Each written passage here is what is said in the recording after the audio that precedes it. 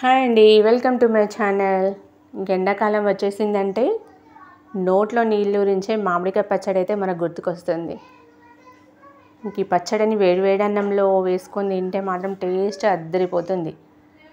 నేనైతే మా ఇంట్లో ఎలా చేసుకున్నానో నేను మీకు ఇప్పుడు చూపిస్తాను.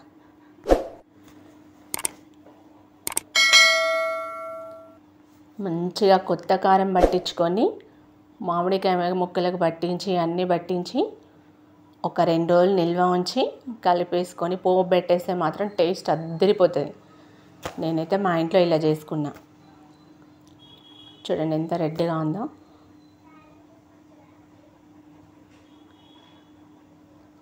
నేను ఒక 3 kgs పెట్టుకున్నా. అది ఎలా చేసుకున్నానో మీకు ఇప్పుడు చూపిస్తాను. నేను పిల్లలకు పెద్దలకి అందరికీ ఎంతో ఇష్టమైన మామిడికాయ పచ్చడి. అసలు తినని వాళ్ళంటూ ఎవరు ఉండరు కదా. ఇది చాలా టేస్ట్గా ఉంటుంది. ఇప్పుడైతే నేను ఒక 3 kgs మామిడికాయ ముక్కల్ని కొట్టించుకున్నా ఇలా. మేమైతే మార్కెట్కి వెళ్ళి ఒక 3 kgs అయితే మామిడికాయ ముక్కల్ని కొట్టించుకొని ఇలా నీట్గా ఒక వైట్ క్లాత్ తోటి తుడిచేసుకోవాలి ఒక్కొక్క ముక్క. నేను కొట్టేసుకొని కూడా 1 hour 2 hours పైనే అయింది నాకు. ఇంకా ముక్కల్ని అయితే నేను బాగా పెద్దగా ఏం కొట్టించుకోలేదు. బాగా పెద్దగా కాదు, బాగా చిన్నగా కాదు, కొంచెం మీడియం సైజులోనైతే ఇలా. ఇంక ఇవి తుడిచేసరికి అయితే నాకు చాలా టైం పట్టేసింది. ఒక్కొక్కటి చాలా నీట్గా తుడిచేసుకోవాలి.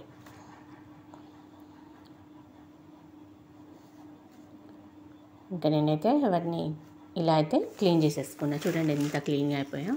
క్లాత్ బట్టి బాగా తుడిచేసుకోవాలి. మన ముందు కడిగే కొడతారు కానీ అవి నీట్గా ఆరనిచ్చి తుడిచేసుకోవాలి. ఇప్పుడైతే నేను సాల్ట్ వేసుకున్నా. కేజీకి 1/2 kg సాల్ట్ వేసుకున్నా. అది మిక్సీ పట్టేసుకొని 3 kgsకి ఎంత పడుతుందో అంత. కేజీకి 2 స్పూన్లు అట్లా మెంతులు పడతాయి కదా, అవి కొలిచేసుకున్నా. 6 స్పూన్లు మెంతులు వేసుకున్నా, 3 కిలోలు కాబట్టి. ఇంకా అవి కూడా వేయించేసి పక్కన పెట్టేసుకొని కొంచెం జీలకర్ర కూడా వేసుకున్నా, 1 స్పూన్ అందులో. ఇప్పుడు కొంచెం ఆవాలు, అవి కూడా ఒక 5-6 స్పూన్లు అల్లా పడతాయి. నేను అవి కూడా వేయించేసుకొని లైట్గా ఇలా పౌడర్ చేసుకొని కొద్దిగా పసుపు వేసుకొని ఆవపిండి కూడా అందులో పోసేసా. పసుపు ఎక్కువ వేసుకోలేదు, లైట్గా. కేజీకి 1/2 kg సాల్ట్ మాత్రం కంపల్సరీ పడుతుంది. అదొక గిన్నెలో కొలిచేసుకొని గిన్నె కొలతతో నేను వేసుకున్నా. ఇప్పుడు కొన్ని వెల్లుల్లిపాయలు పొట్టు తీసినవి వేసేసిన. ఇంకా కొంచెం కచ్చపచ్చగా దంచేసిన వెల్లుల్లిపాయ ముద్ద కూడా వేసుకోవాలి. ఇప్పుడు కారం, మనం ఏ గిన్నె 1/2 kg కారం అట్లా కిలోకి కొలిచేసుకున్నది 3 1/2 kg ఉంటాయి కదా, అది గిన్నె కొలతతో కొలుసుకుంటాం కదా, ఆ గిన్నెతోటే కారం వేసేసుకోవాలి.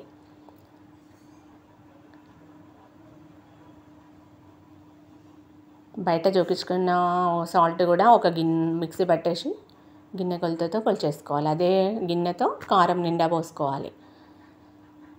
ఇప్పుడు కొంచెం నూనె కూడా పోసుకొని మంచిగా ముక్కకంతా పట్టేసేయాలి. ఆవపిండి, మెంతి పిండి, నూనె అన్నీ. ఇంక ఇలా అయితే నేను మొత్తం కలిపి పక్కన పెట్టేసా. ఒక 2 days అలా పక్కన పెట్టేసా ఒక గిన్నెలో వేసి. ఇప్పుడు చూడండి ఎంత మంచిగా ఊరిపోయిందో. పైన ఆయిల్ వేరుకొని ఆయిల్ మంచిగా పోసుకోవాలి. ఇంకా తర్వాత ఒక 2 రోజుల తర్వాత నేను ఇలా కలిపేస్తున్నా. మంచిగా ఊరింది ముక్కకి.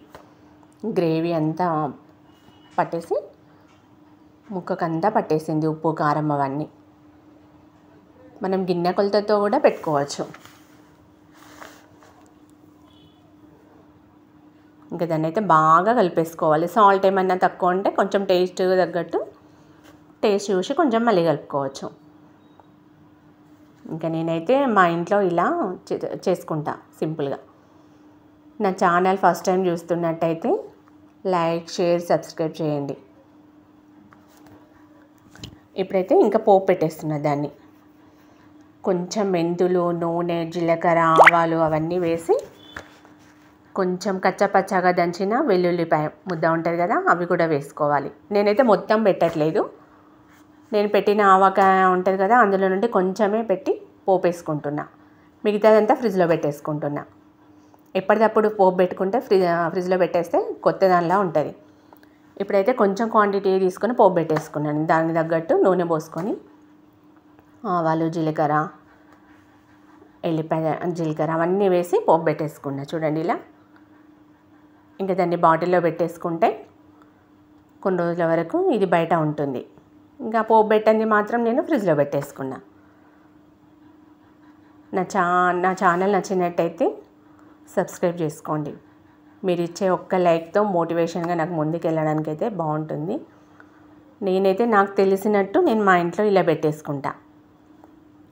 ఇంకా ఈ ఆవకాయ మాత్రం తింటే మాత్రం సూపర్, చాలా టేస్టీగా అద్దరిపోయింది అనుకో. Okay, bye bye.